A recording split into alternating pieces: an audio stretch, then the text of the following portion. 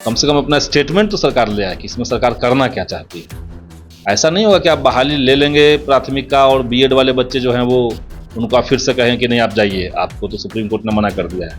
तो आप परीक्षा से पहले इसका निर्णय लीजिए और अगर संभव है तो आप डेट एक्सटेंड कीजिए, लेकिन छात्रों के साथ नाइंसाफी न हो, ये सरकार इस बात की गारंटी करे। मैं मुख्यमंत्री को आज सुन रहा था, उनका कहना है कि पहले ये नियुक्ति हो जाएगा तब जाकर के हम राज्यकर्मी के रूप में सोचेंगे, उस पर विचार चल रहा है। हम ये मान रहे हैं कि पहले आप राज्यकर्मी के रूप में दे दीजिए और स्थानांतरण का प्रावधान कर दीजिए। को एसटीटी में बीएड अपीयरिंग वालों को लेना चाहिए था, एक बात ये। महिलाओं को अतिरिक्त नंबर का छूट मिलना चाहिए था, वो भी आपने नहीं दिया।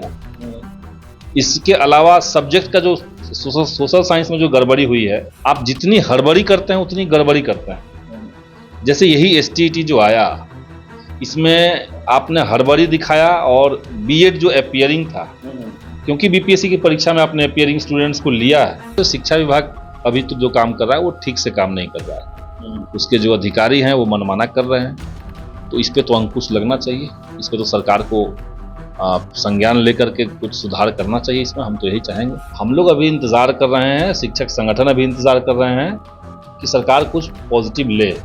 आज अगर अनाउंस नहीं हुआ तो हम लोग बात करेंगे फिर कि क्या मन उसमें संकट क्या है, दिक्कत क्या है आपको अनाउंस करने में। उसी विश्वास है लोगों को, लेकिन हाँ, हम सरकार पर नहीं, हम लोग तो मान लिया बैठ करके बातचीत करके सारे तर्क वितर्क से यही हम लोगों ने स्थापित किया कि इनको राज्यकर्मी का दर्जा सरकार दे। सरकार ने भी कहा कि ठीक है, इस पर हम ज्योग्राफी और हिस्ट्री में से एक अनिवार्य करना, ये मेरे ख्याल से समझ से परे है। तो सरकार को इन चीज़ों पर विचार करना चाहिए। कल हम इस मामले में सरकार को एक चिट्ठी दे रहे हैं और हम बात करने की कोशिश भी करेंगे कि क्या इसमें हो सकता है। तो एसटीटी वालों पे हमारी नज़र है और हम लोग ये भी अपील कर रहे हैं कि थोड़ा डेट बढ़ाइए, समय इसको लीजिए। इतनी हड़बड़ी में करने से तो कुछ होगा नहीं ठीक से। नमस्कार, आप देख रहे हैं द बिहार टॉप। मैं हूं आदेशपुरी। बात करेंगे हम आज 3 मुद्दों पर। नियोजित शिक्षकों को राज्यकर्मी दर्जा देने के मुद्दे पर, एसटीटी 2023 के मुद्दे पर, और आपको बताएं कि 24 अगस्त से होने वाली बीपीएससी जो शिक्षक नियुक्ति जो परीक्षा है उसको लेकर बात करेंगे। हमारे साथ हैं संदीप सौरभ, पालीगंज के विधायक हैं और लगातार जो है शिक्षा के मुद्दों पर, शिक्षक के मुद्दों पर हमेशा जो है ये छात्रों की, अभ्यर्थियों की, शिक्षकों की अगुवाई करते हैं, सरकार के पास उनकी बातों को रखते हैं। इनसे ही बात करेंगे। सबसे पहले संदीप सौरभ जी, मुख्यमंत्री जी आज गांधी मैदान में थे। 5 अगस्त को आप लोग बैठे और आप लोग का ही कहना था कि काफी सकारात्मक बैठक हुआ, राज्यकर्मी का दर्जा समझिए एक तरह से मिल गया। लेकिन आज वो मुख्यमंत्री जी ने कुछ साफ साफ नहीं कहा, कहा जाए तो गोलमोल तरीके से बातों को रख दिया। देखिए, बातचीत तो यही हुई है कि उस दिशा में सरकार सोचेगी और उसका जो मैकेनिज्म है, जो तरीका उसमें अपनाया जाएगा, उस पर विचार चल रहा है। तो अब सरकार की तैयारी कहाँ तक हुई है, विभाग की तैयारी कहाँ तक हुई है, ये तो देखना पड़ेगा इसको।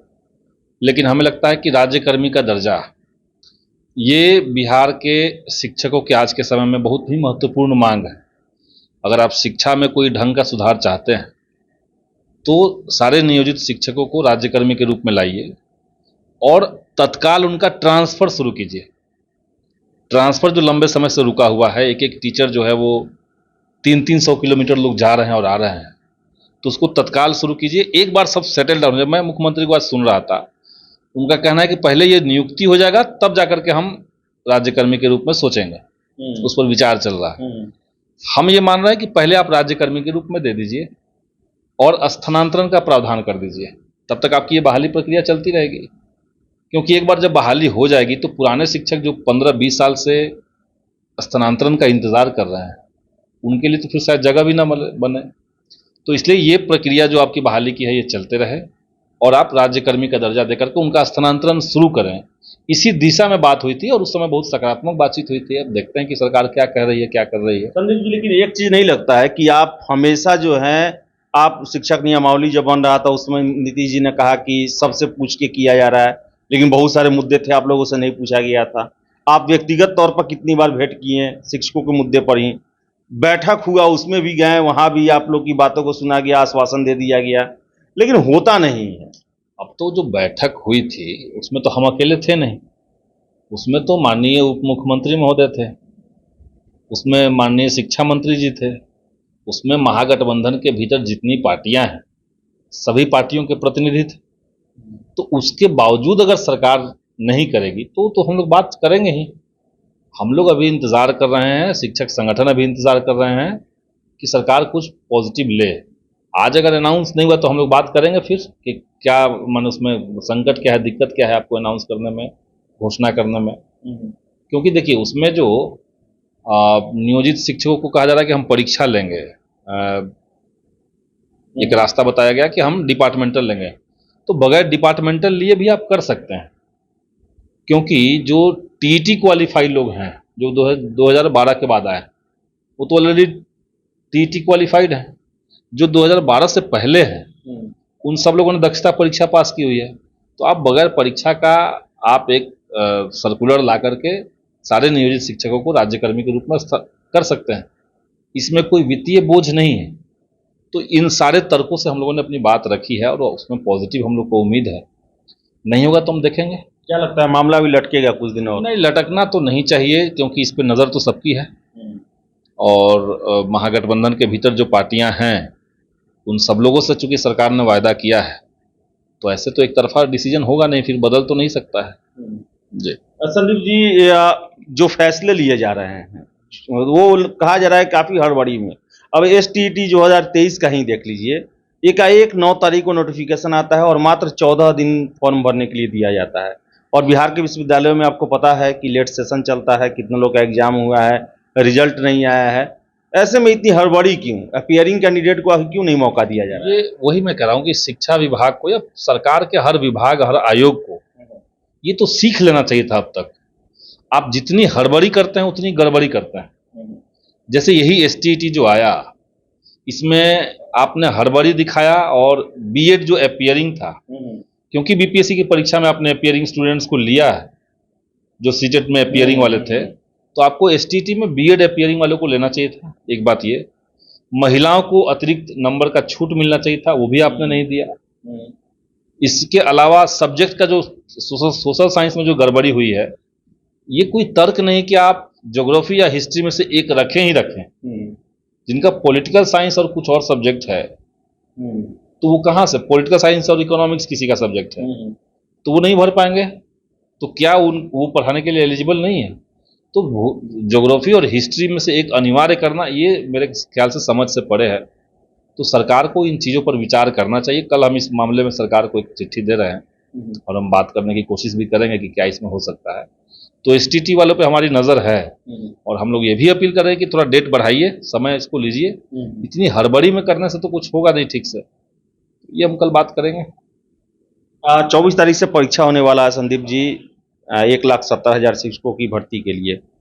11 अगस्त को सुप्रीम कोर्ट का फैसला आया और सीधे उसमें कह दिया गया कि बीएड डिग्रीधारी जो हैं वो योग्य नहीं है प्राथमिक विद्यालय में शिक्षक बनने के लिए। और इस परीक्षा में 7.5 लाख कैंडिडेट हैं प्राथमिक लेवल पर, जिसमें लगभग 5 लाख बीएड के कैंडिडेट हैं। क्या कहेंगे, परीक्षा होना चाहिए नहीं? मैंने एनसीटीई का, मैंने इतने समय से एनसीटीई ने अगर ये परमिशन दिए रखा तो ये तो लापरवाही एनसीटीई की है।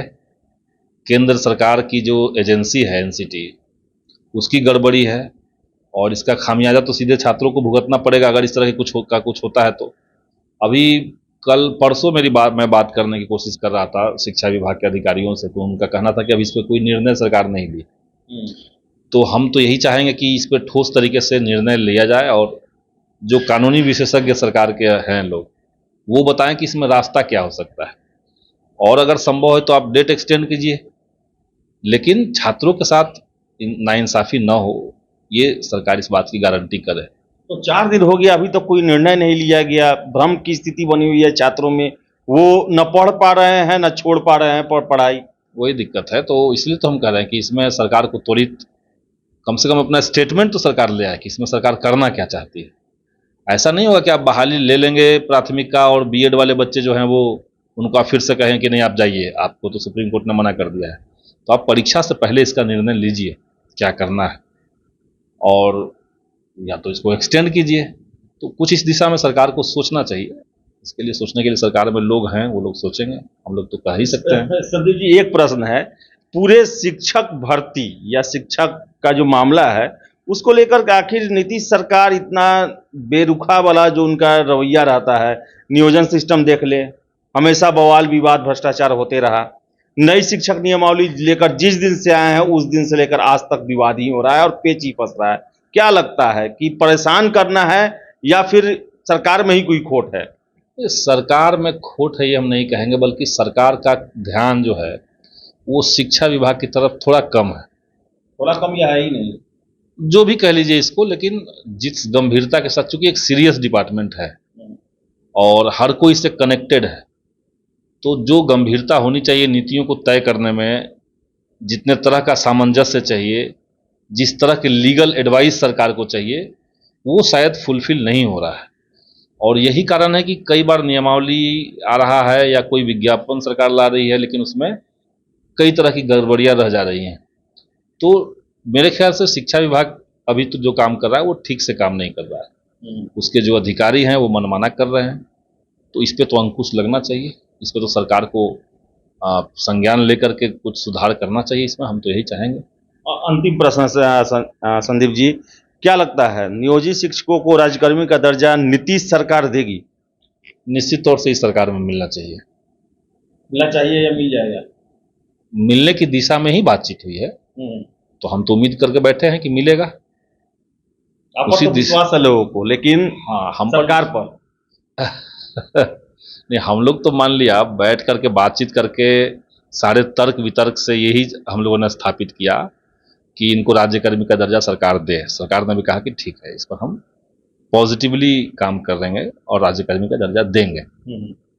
तो अब उसका मेथड क्या होगा, इसको लेकर के शिक्षा विभाग की बाद में बैठक हुई, मुख्यमंत्री जी के आवास में ही बैठक हुई। तो उस बैठक में क्या तय हुआ ये तो हम नहीं जान रहे हैं।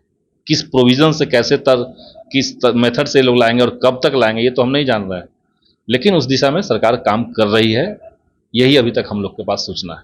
चलिए, तो संदीप सौरभ जी हैं, आप इनको देखते होंगे, शिक्षकों की, छात्रों की आवाज़ बनते हैं, अपने सरकार के खिलाफ ही आवाज़ उठाने लगते हैं, आंदोलन में शामिल हो जाते हैं, क्योंकि छात्र हित पर ये ध्यान देते हैं। लेकिन दुर्भाग्य कहिए अभी कि जो भी मांग उठा रहे हैं ये अभी पूरे तौर से वो पूरा नहीं हो रहा है, और इसका कारण है कि शिक्षा विभाग अच्छे तरीके से काम नहीं कर रहा है। और संदीप जी का कहना है कि कल फिर जाएंगे वो अधिकारियों के पास चिट्ठी लेकर, STET 2023 में जो छात्रों की मांग है उससे उनको अवगत कराएंगे। और नियोजित शिक्षक में इनका कहना है कि विश्वास है इन्हें कि ये सरकार ही इन्हें राज्यकर्मी का दर्जा देगी। तो देखिए आगे क्या होता है। फिलहाल इस वीडियो में इतना ही। बहुत बहुत धन्यवाद।